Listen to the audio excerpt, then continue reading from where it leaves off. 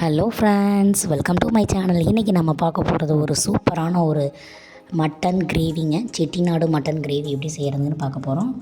வாங்க வீடியோக்குள்ளே போகலாம். அதுக்கு பார்த்திங்கன்னா 1.5 கிலோ அளவுக்கு மட்டன் வந்து நான் க்ளீன் பண்ணி எடுத்து வச்சுருக்கேன். சின்ன வெங்காயம் கட் பண்ணி எடுத்து வச்சுருக்கேன். பச்சை மிளகா, கருவேப்பிலை தாளிக்கிறதுக்கு எடுத்து வச்சுருக்கேன். இஞ்சி பூண்டு ஃபஸ்ட்டு வந்து நம்ம தட்டி எடுத்துக்கலாம்.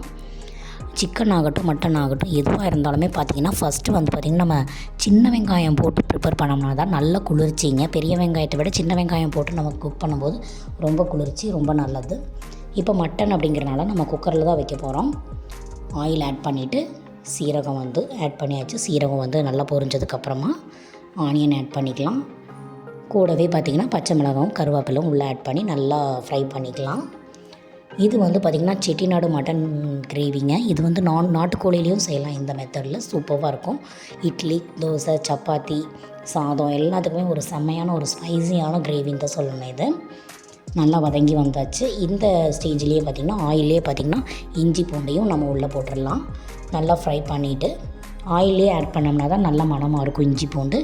இந்த டைமில் பார்த்திங்கன்னா மட்டன் பீசஸை வந்து நம்ம உள்ளே ஆட் பண்ணிக்கலாம். இப்போ பாருங்கள், இந்த அளவுக்கு நல்லா போட்டு நல்லா மிக்ஸ் பண்ணிவிட்டு நெக்ஸ்ட் நம்ம போட போகிறது வந்து மசாலாஸ் வந்து இது எல்லாமே பார்த்திங்கன்னா ஹோம்மேட் மசாலாஸ். எல்லாமே பார்த்திங்கன்னா கரம் மசாலா, மட்டன் மசாலா, அப்புறம் மல்லித்தூள் 1 ஸ்பூனு, அப்புறம் மஞ்சள் தூள் வந்து பார்த்திங்கன்னா ஒரு 1/2 ஸ்பூன் எடுத்திருக்கேன். ஜீரகத்தூள் வந்து ஒரு 1/2 ஸ்பூன் எடுத்திருக்கேன். மற்ற மட்டன் மசாலா, கரம் மசாலா, மல்லித்தூள் இது எல்லாமே பார்த்திங்கன்னா ஒரு ஸ்பூன் அளவுக்கு எடுத்திருக்கேன்.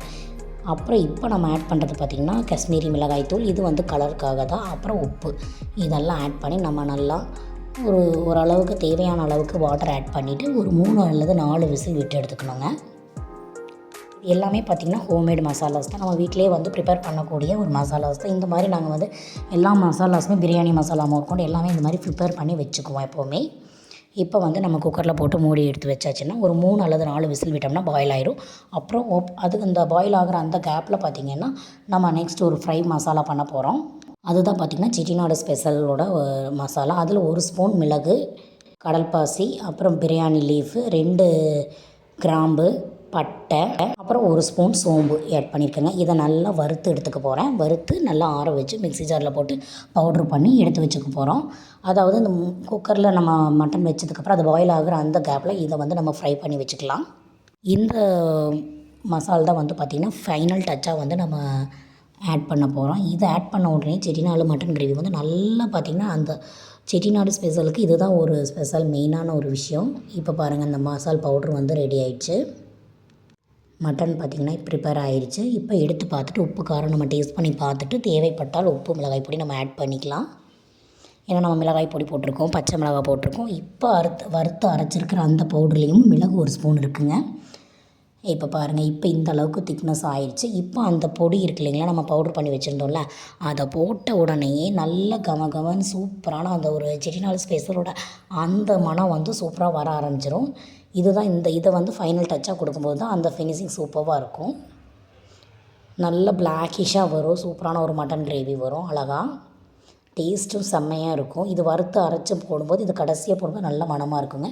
நாட்டுக்கோழிலையும் சேம் மெத்தட் நம்ம வந்து ப்ரிப்பேர் பண்ணலாம். கொஞ்சம் ட்ரை ஆனோன்னா கெட்டி பதம் வந்தோடனே நம்ம இறக்கிடலாம். அவ்வளோதான், நல்லா பாயில் ஆயிடுச்சு. சூப்பரான செட்டிநாடு மட்டன் கிரேவி வந்து ரெடி ஆயிடுச்சு. அவ்வளோதான் பாருங்கள். இப்போ வந்து நம்ம கருவேப்பிலை கொஞ்சம் கிள்ளி போட்டுட்டு, கொத்தமல்லி லீஃப் கொஞ்சம் கிள்ளி போட்டுட்டு, லைட்டாக தேங்காய் எண்ணெய் மேலாப்பில் ஆட் பண்ணிவிட்டு நல்லா கமன்னு சூப்பரான மட்டன் கிரேவி வந்து ரெடி ஆயிடுச்சு. இனி இறக்கி வச்சிடலாம். அவ்வளோதான். என்னென்ன லீஃப் வேணுமோ நமக்கு தேவையானதெல்லாம் நம்ம போட்டுக்கலாம். அவ்வளோதாங்க, சூப்பரான செட்டிநாடு மட்டன் கிரேவி வந்து ரெடி ஆயிடுச்சு. ஓகே ஃப்ரெண்ட்ஸ், சேனல் பிடிச்சிருந்தால் லைக் பண்ணுங்கள், ஷேர் பண்ணுங்கள், சப்ஸ்கிரைப் பண்ணுங்கள்.